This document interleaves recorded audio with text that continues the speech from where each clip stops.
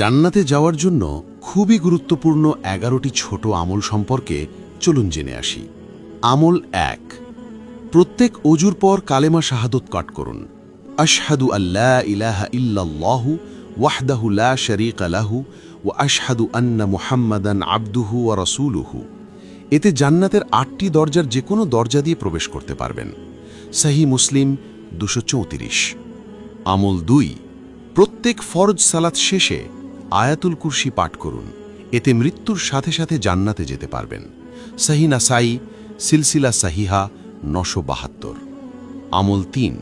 প্রত্যেক ফরজ সালাত শেষে 33 বার সুবহানাল্লাহ, 33 বার আলহামদুলিল্লাহ, 33 বার আল্লাহু আকবার এবং একবার লা ইলাহা ইল্লাল্লাহু ওয়াহদাহু লা শারীকা লাহু লাহুল মুলকু ওয়া লাহুল হামদু ওয়া হুয়া আলা কুল্লি শাইইন কাদির পাঠ করুন।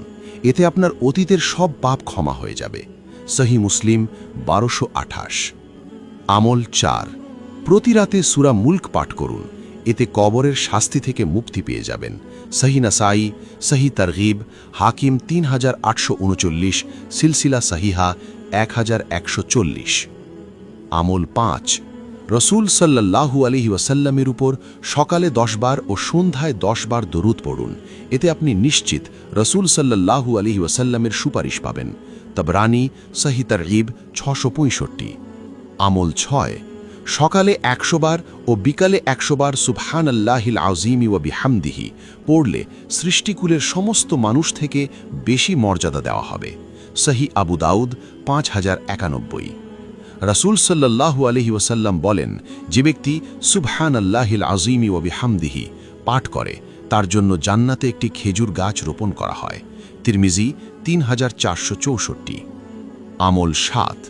সকালে 100 বার ও বিকালে 100 বার সুবহানাল্লাহি ওয়া বিহামদিহি পাঠ করলে কিয়ামতের দিন তার চেয়ে বেশি সওয়াব আর কারো হবে না। সহিহ মুসলিম 2692। আমল 8। বাড়িতে সালাম দিয়ে প্রবেশ করুন। এতে আল্লাহ তাআলা নিজ জিম্মাদারিতে আপনাকে জান্নাতে প্রবেশ করাবেন। ইবনে হিব্বান 499, সহিহ তারগিব 316। আমল 9। জামাতে ইমামের প্রথম তাকবীরের সাথে 40 দিন সালাত কাদাই করুন।